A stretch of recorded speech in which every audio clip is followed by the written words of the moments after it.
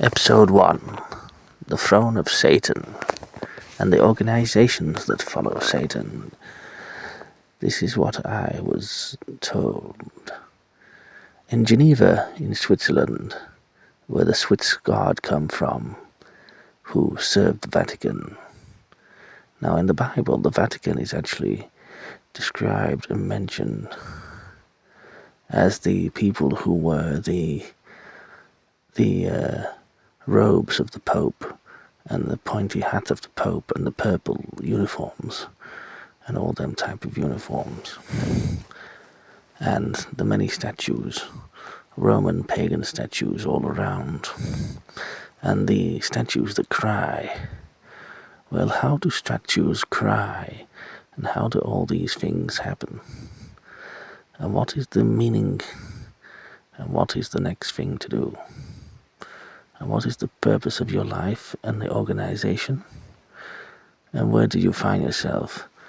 Now, it was aforetime, some time ago, that there were some very poor people who didn't have a lot going on in their lives, and they struggled with all kinds of things, and the friendships and the mistaken words, and they couldn't control their tongues very much, and they were struggled to get jobs, and when they did get jobs, they earned not a great deal of money, and their lives were unfulfilled and unsatisfying. Sound familiar? Right.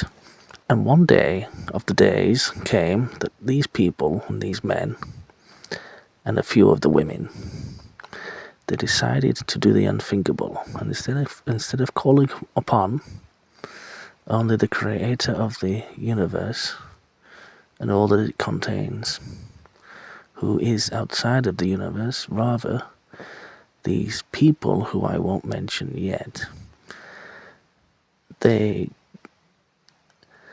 pretend to be Satanists, and they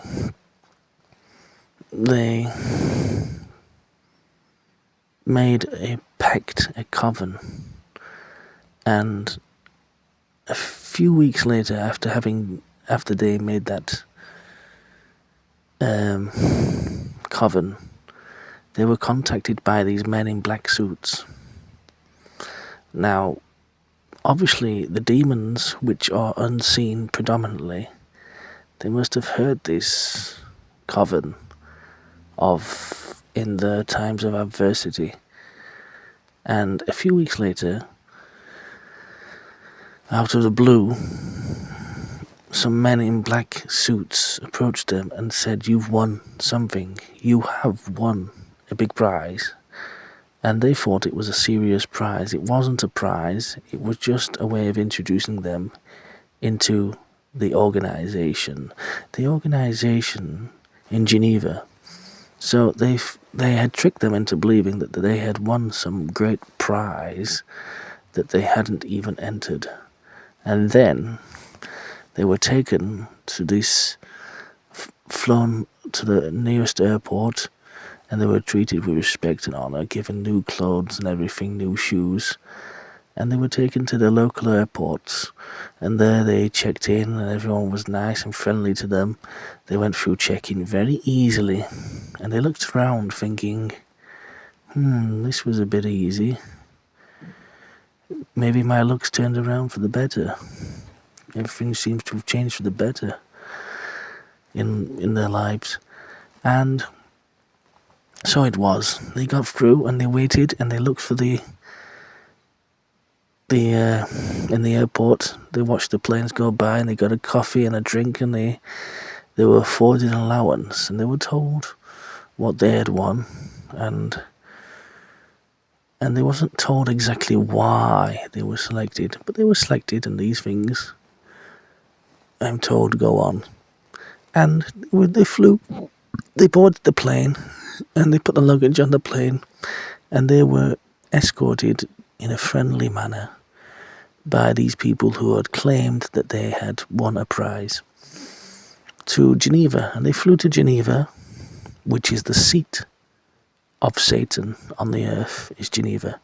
Now, the seat of Satan himself is on the water, in the Bermuda Triangle. We'll talk more about that another time, but for now, the seat of Satan for the human beings is in Geneva, as it's mentioned in the Bible. A specific verse I will show you the reference of why that makes sense, why that will make sense later, or on another episode, or I'll give it a link. So they went there and they think, this is very strange. They thought, this is good, maybe we'll get our prize here. And they were took into this big hotel, glass buildings, very elaborate, lavish, big vases, huge vases, like 5-foot tall vases, and big rugs, huge reception room of this hotel in the mountains in Switzerland. And there was all these black cars coming, and limousines and Land Rovers, and all these other people, of all the other people that were being gathered here in this giant hotel at this meeting conference point. And they went in there, and the people talked to them, and everyone was friendly to them, as if they knew each other, as if they were as if they'd always been members, just like in that movie, which is called They Live. And the people there were friendly, and they were given free drinks. They said on the house, and they went to the bar, and the bar staff said, "Yes, sir, what will it be? Your money's no good here, sir. It's on the house." And they said, "Oh, it's free, is it? Well, I'll have..." And they said what they would have, and they drank the drinks, and some of them ordered whiskey, and some of them ordered all these different drinks and food.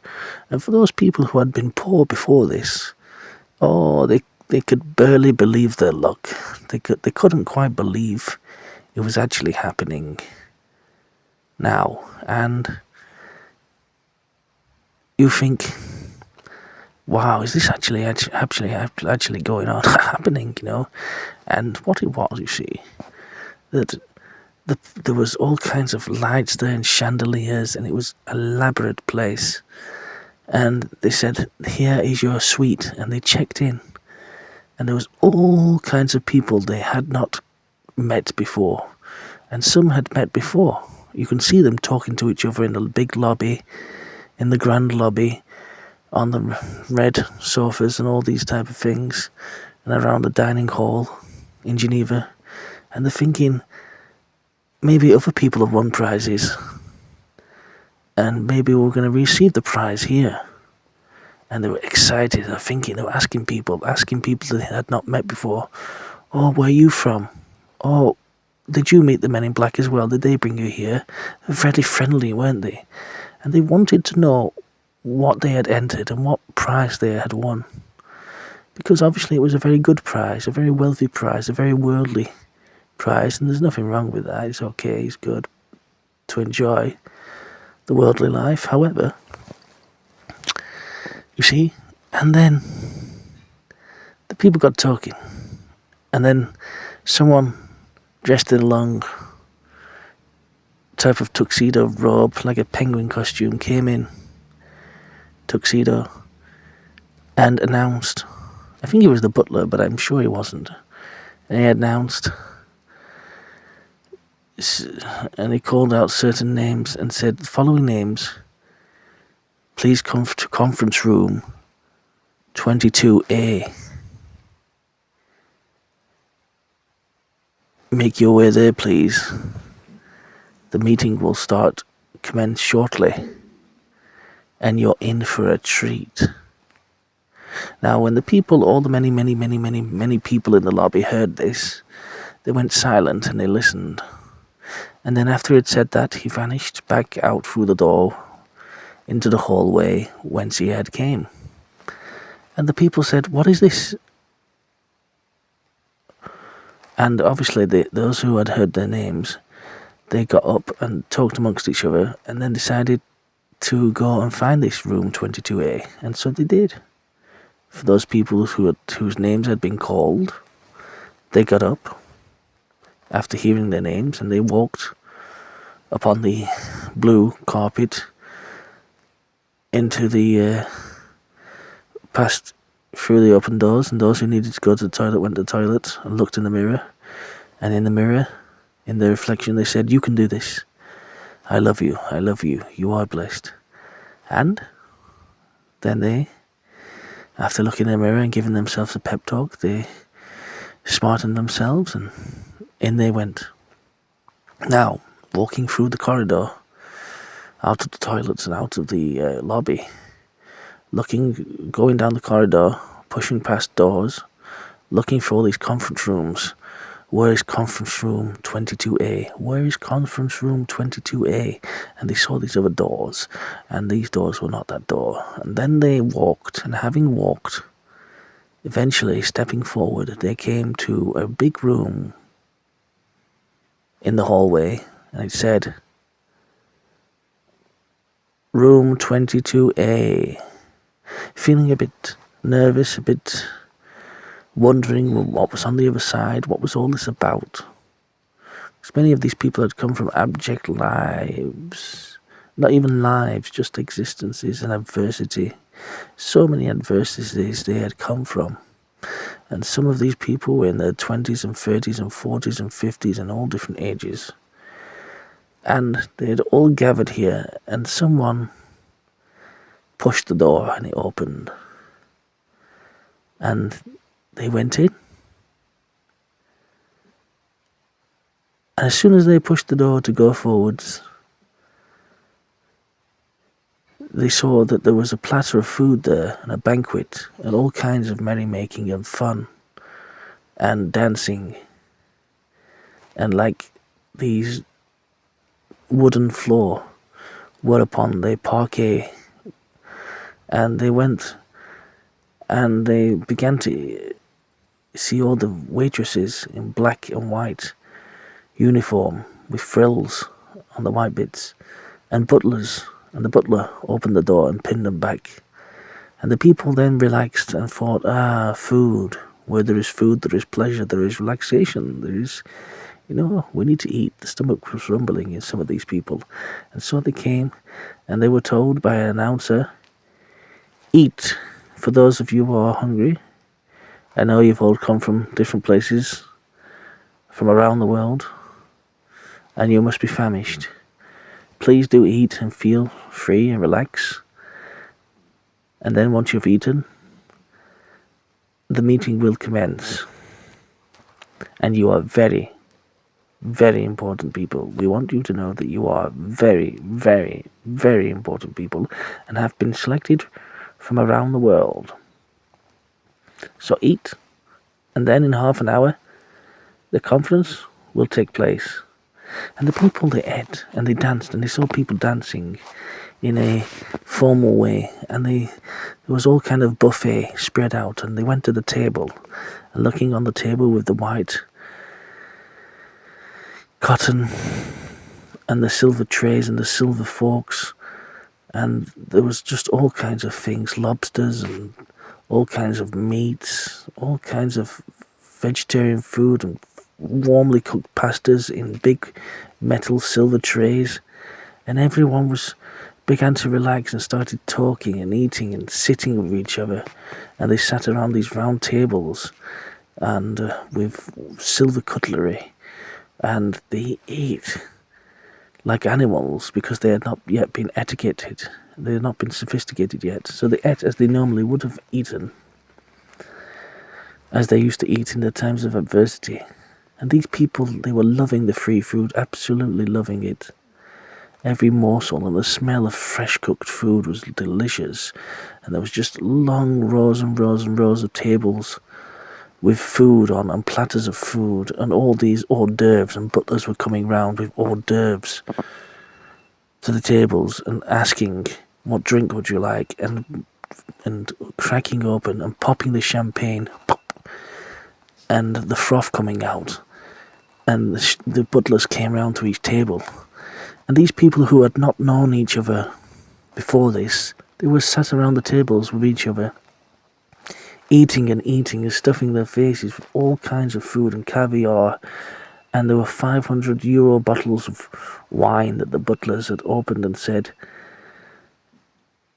"Would you like some, sir? Sir, would sir like some? Tell me when to stop." And they poured the wine and every type of food and grapes and pressed. And for those who wanted non-alcoholic things, they were there.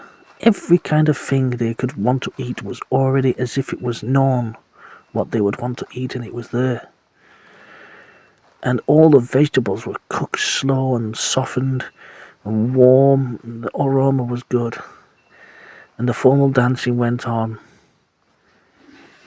And the people ate, and they ate, and they went back for more. And they filled their plates, and they filled their boots, until they were full and they couldn't eat any more. And then when they almost couldn't eat any more, they rested, some of them, and they started to talk to each other. "Where are you from?" "Oh, I'm from this country, I'm from this place." "Oh, did you enter a competition?" And they began to realize that they couldn't remember what competition this was, but they knew it was something good. And maybe some of them said, maybe we've been selected for a special reason. And they were wondering, why are we here? Why have we been selected and brought here? And so it was that they ate some more, and they really enjoyed the taste and the flavour and the crunches and the textures, until they couldn't eat any more of the sweets and the cakes and every kind of custard and every kind of moist cake and every kind of food that they could ever want, and steaks thick as an inch wide, an inch thick, and all kinds of foods, sea platters, and people were eating all kinds. And then when they had eaten, they could not eat no more, and the time was almost time for the conference. The waitresses went away and took away the plates and tidied up the place, and the speaker came out onto the stage and spoke, and the people turned in their seats, sat beside the other eaters, and they looked upon the stage and saw this strange person with reddish browny hair and a bit of a stubble. And he spoke in his suit, and he spoke to the microphone, and he looked at the people, and he scanned his eyes across the room and said, "You are all very lucky to be here. Shortly it will be explained what good qualities we have seen in you, and why we think your opinions and views are very valid. And very soon, in the next 5 minutes, we will ask you to go through these doors here." He pointed to the doors. "And there will be a conference room. And you will hear a very secret meeting here in Geneva. But first, before you go into the meeting, you will hear very sensitive world plans and world documents. And you must each sign a non-disclaimer waiver agreement form to say that whatever you hear in this private meeting, you will not disseminate. It is not for public dissemination.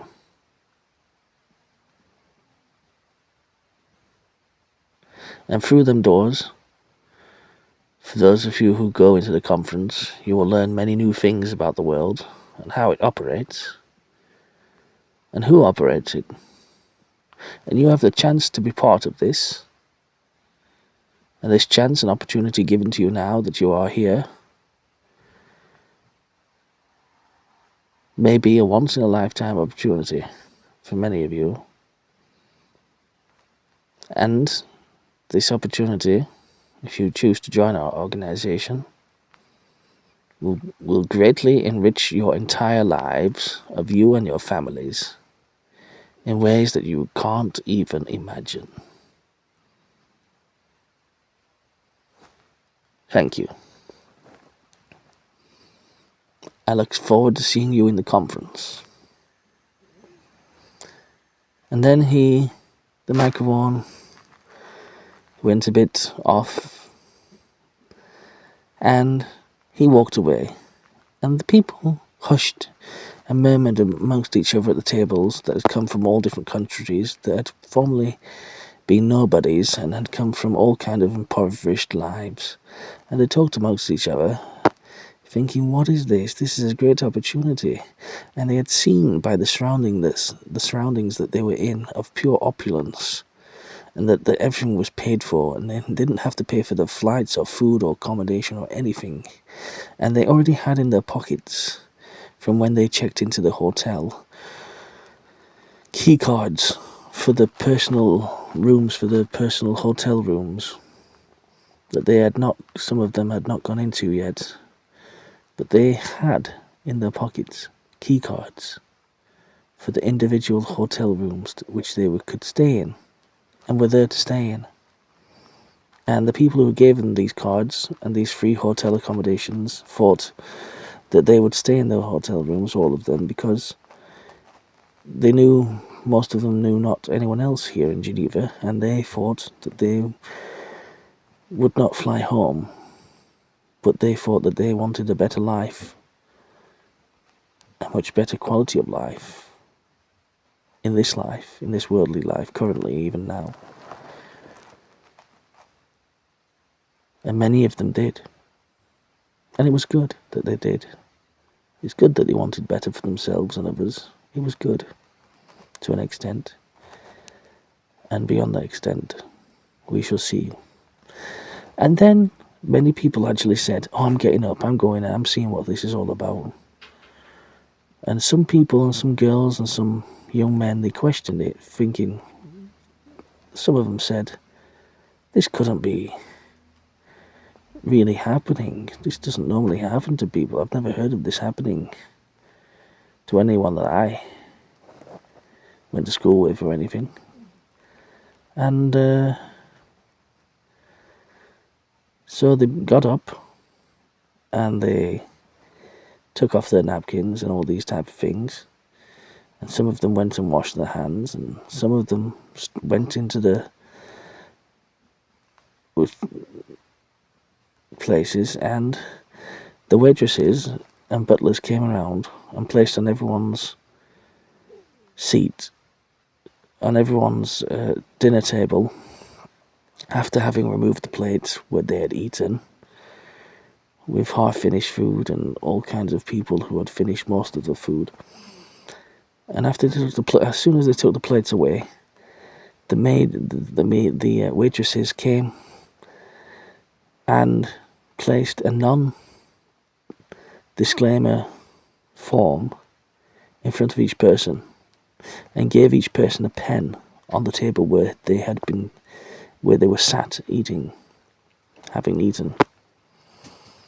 And picking up the pen, the people didn't really read through all of the small print, but many of the people just signed, thinking this was some kind of wonderful experience.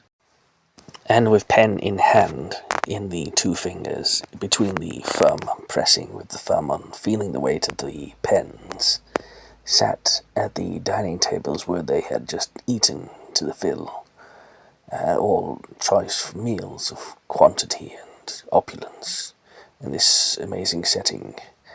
Many of them began to scan read through the small print of the documents that the maids and waitresses had placed before them. And many of them just signed and printed their name, holding pen in hand, resting upon the table where they had eaten. They signed the forms, and many of them, the older gentlemen of the people, scan-read the forms, not reading all of the forms, but reading the outlying of the outliers of the forms. And they signed too, and many of them signed, and most of them signed, and on each one of them signing, a waitress or a waiter or someone, a butler, would come and tap them on the shoulder and say, "Come with me, if you please," and the likes of that. And they took the forms. When each one had signed, they took the forms and took them individually into the conference room. Now, opening the conference doors, each one came in with someone to inspect that they had signed and their name on these non-waiver disclaimer forms, and they entered the big room. Entering the big room through the two doors, the butler held the doors open, and they walked in. They walked in to see a very, very, very, very long room with a very, very, very, very long black table. A very, very, very, very long table. Maybe it could hold 100 people, and there was about 100 seats around it. And far in the distance there was the head chair, and there was many chairs around it. And on the wall, looking up, there was a big wall where a projector was projecting something, and it was paused. And they had a projector, and everything was in place. And the people came in, and they each took a seat, and they could see in the distance on this long table that there were some notable people there. One of them being Bill Gates, and another being two people, ambassadors, sat across from him on the table, on this very table. And the people came in and they sat around, as you do in a meeting, and when everyone was sat, the butlers came in, and the doors were shut, and they shut the doors, and they locked them. Now everyone was in this room that was to be in the room, that was in the room, and sitting down, and some people being nervous, but most of them being calm, because of the excellent spread of food they had just eaten. The meeting began and took place, and this was a private meeting. And there was some talk back and forth between Bill Gates and these two people sat opposite him. And then the person at the projector started to speak. And this person, everyone listening attentively, this person stood up and spoke, standing next to the projector, and said, Thank you everyone for coming and attending. I will shortly allow you to know why you have been selected for this very special opportunity, and we will start to explain, if my projector is working, what this is all about. So let's begin. Let's see if this projector is working. So he started the projector and put on some clips on the wall, and everyone who was on one side of the long table, they could see it, and the others had to turn around while sat in their seats and look up. And he said, private or secret societies have existed for ages, throughout the eons, and they're not all evil. As you can see, they existed from the time of the ancient Egyptians, and he showed many clips of different Egyptians and different things from ancient Egypt and different society clips on the projector on the wall. And the people were looking and paying attention. And he continued saying, in the places you call homes, where you have come from, you have each experienced adversity, and each of you have done something very special, knowingly or unknowingly, in your times of adversity. And that is indeed the reason why you are here today, because each of you have done something, some kind of process, in your homelands or wherever you have come from, in adversity, that has drawn you here. You may scarcely believe it, but this is why you have been selected. You have each done something that has brought you here. Now, after you have understood a little more about what we can offer you and what the whole setup is, you will find in your hotel suites, when you do go there, an arrangement of sorts of skis and snowboards and checks and passes for you to go around Geneva and use the things of the town for freely and enjoy yourself, and you'll each find a bit of money there in your rooms and other such things, a change of clothes and some scents and some other things and some soaps and some bathrobes. Feel free to take them. But for those of you who are interested in what we have to tell you, another conference will be held in this very room in 3 days' time. This is just a preliminary conference, just to introduce you to the idea. So, after this short conference, feel free to chat with one another in the lobby and in your rooms, and go and enjoy the local scenery and the ski slopes. Enjoy, and the next meeting will be in 3 days from now. For those of you who are dreaming and hoping for more, and who have been hoping and dreaming and praying and hoping and wishing for more out of this life, this may very be your very opportunity to excel straight to the top in life. And he went on to explain, and he showed different clips on the projector, and he explained, and he showed short little videos, and he explained, and he said, with all the people paying attention, everyone's ears was pricked up, and very paying attention to what he had to say, and he continued, and he spoke, and he said, "The world is not run by governments. It is run by perception. That is why we lie to the masses. This is why we have to lie to the masses of the people of the earth, so that they perceive reality to be one thing that they cannot operate, whereas we, your brothers in the secrecy, in the societies, we share internally with each other how the world really operates, so that we can stand out and be outstanding in society. Because after all, if every horse was to run at the very same speed, what would make your horse superior? If everyone was equal at football, there would be no outstanding footballers. If everyone had the same amount of money and resources and money in life, then no one would be rich.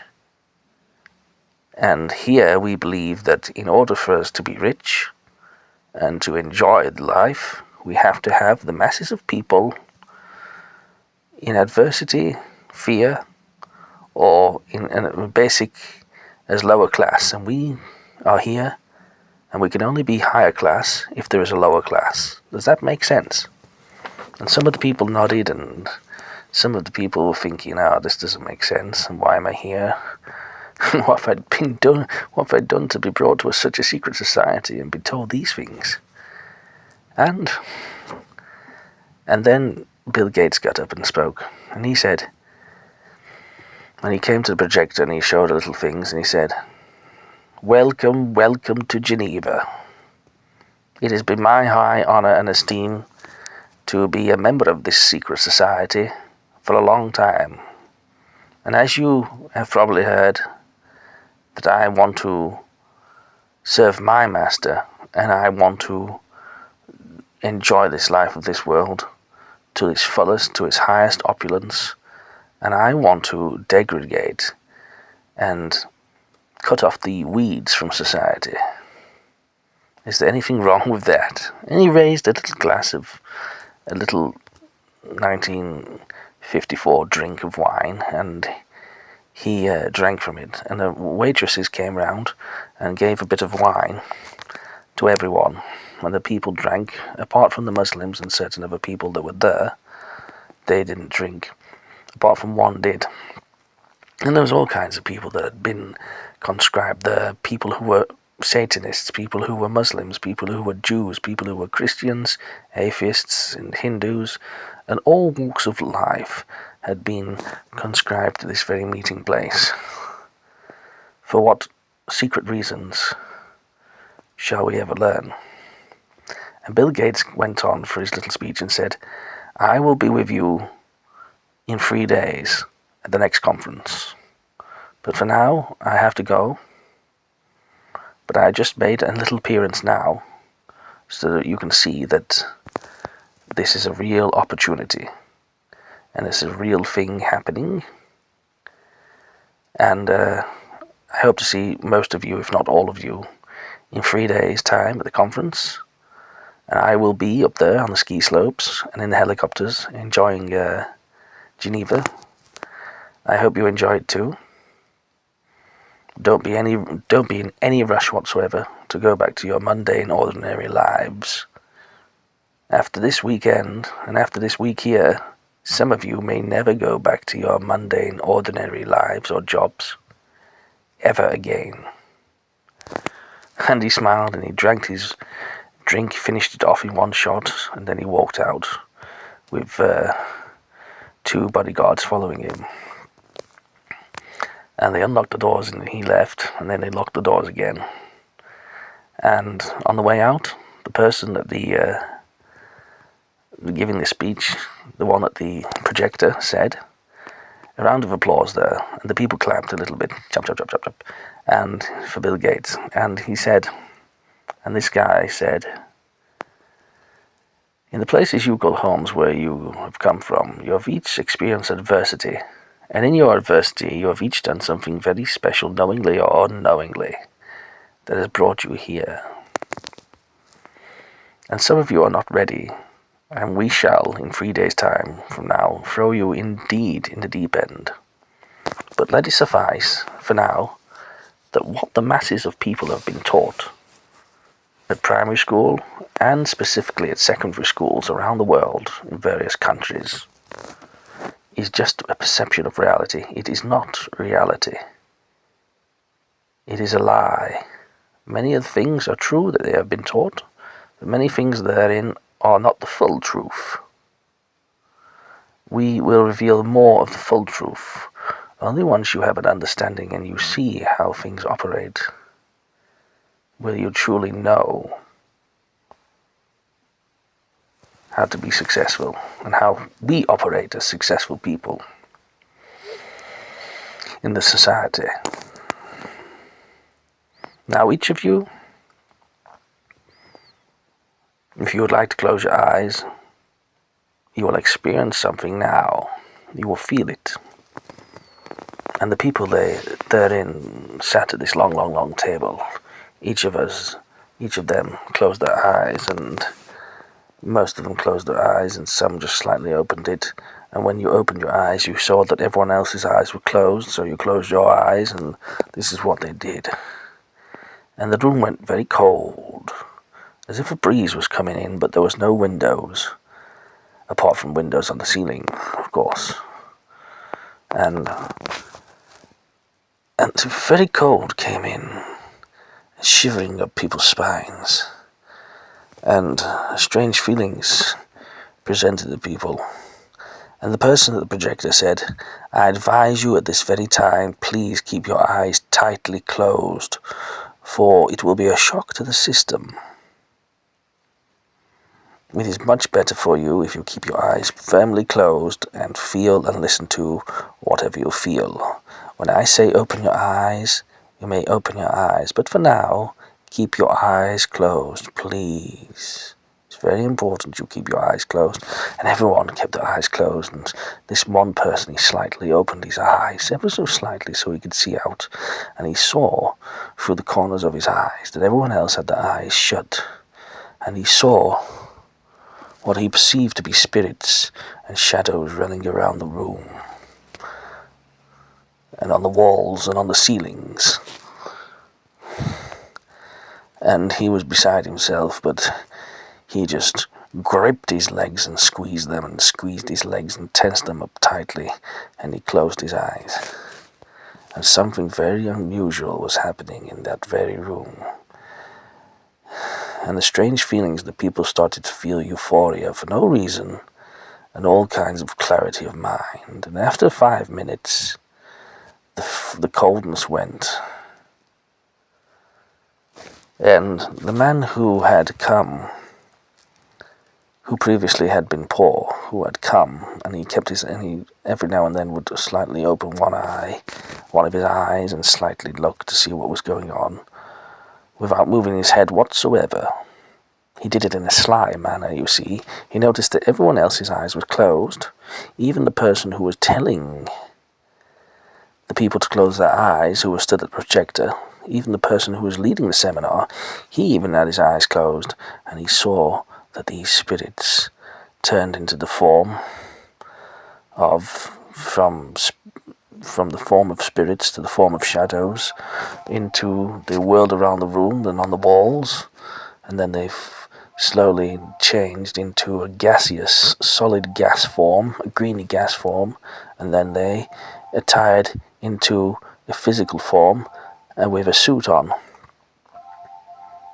And they stood at the head of the table. And then he saw this all through his slightly open eye, whilst being in utter fear. But he hid his fear, and he stayed his body perfectly still. And then, because his eye was almost shut, but he could slightly see through it, he shut it. He was looking through his very eyelashes, which were long, and everyone else had their eyes closed.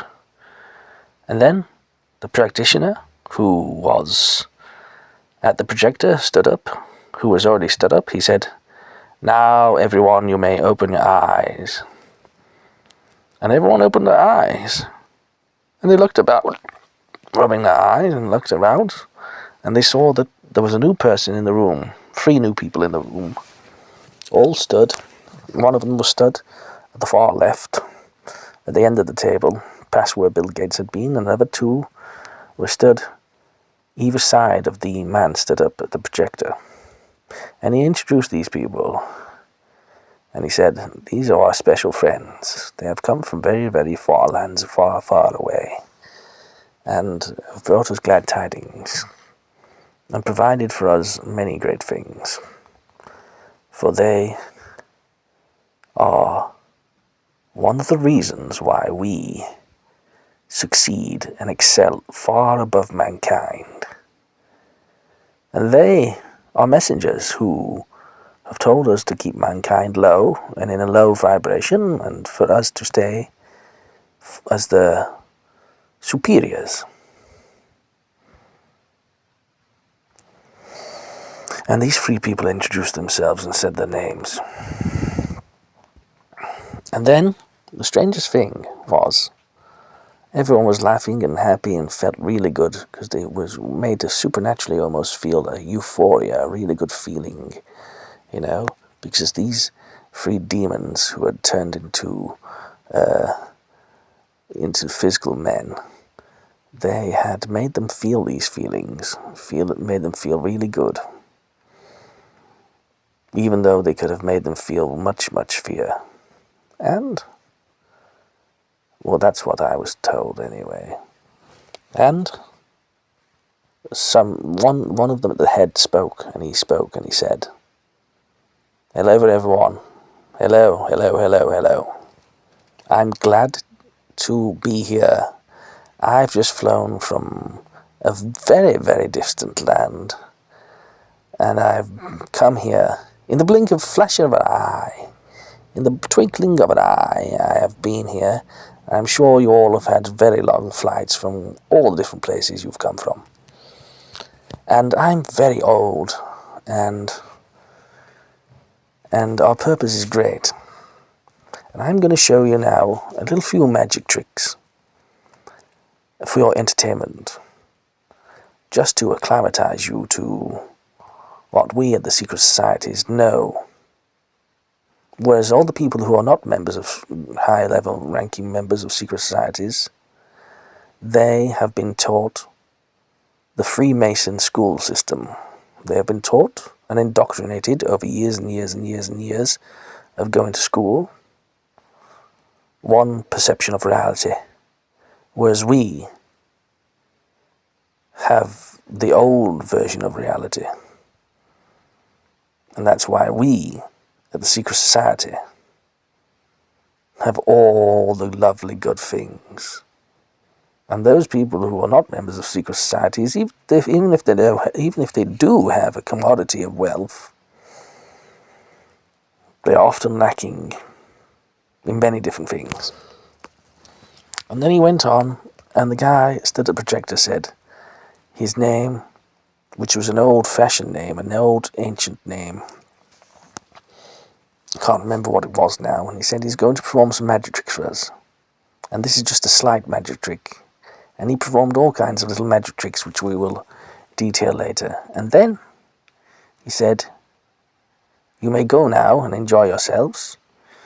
Each of you, if you look in your pockets, has a key card for your room with your room number on it. In your room you will find some money and skis and other ski wear and other things, and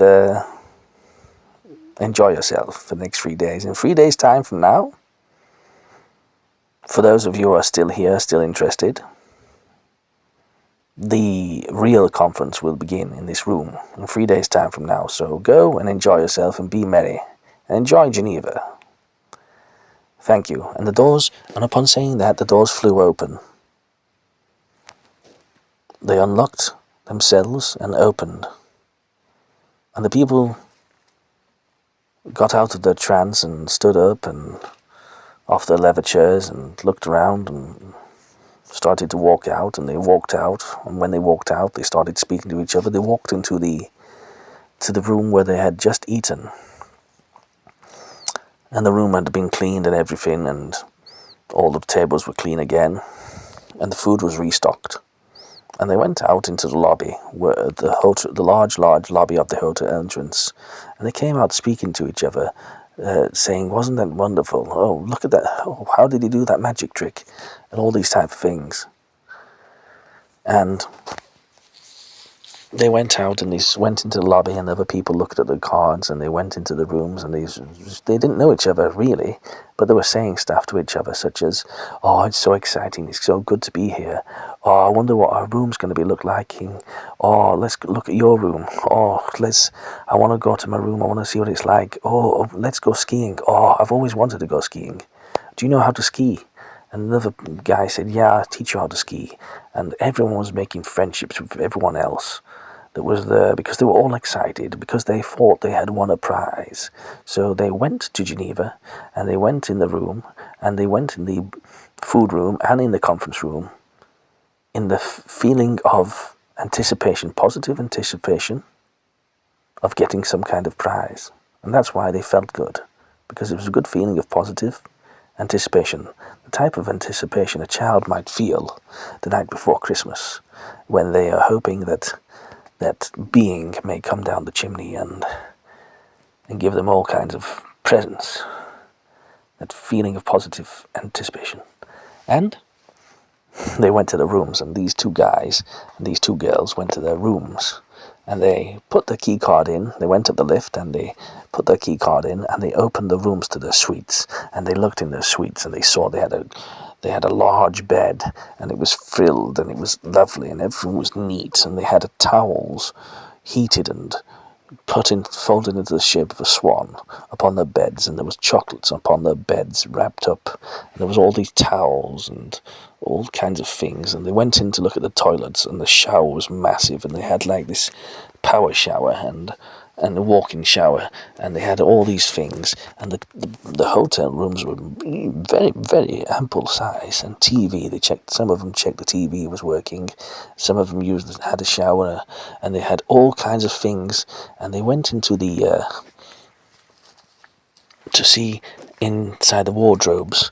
Opening the wardrobes, they found brand new ski boots to fit the specific size, and brand new ski wear, all different colours, like bright green and reds and oranges and different colours, and ski helmets and skis and snowboards, and everything made to fit them. And they found in their bed was a little red envelope, and they opened the envelope, and in there was a load of money for them to spend, and a little message that read, "Enjoy your time." And it told them the time of the next conference and where the next conference would be. And it said, make friends, get to know each other. And it suggested for them to go upon this ski slope and to go to these different places to eat and drink at night and in the day and enjoy themselves. And it said, explore, have fun, and see you at the conference. Be there sharp.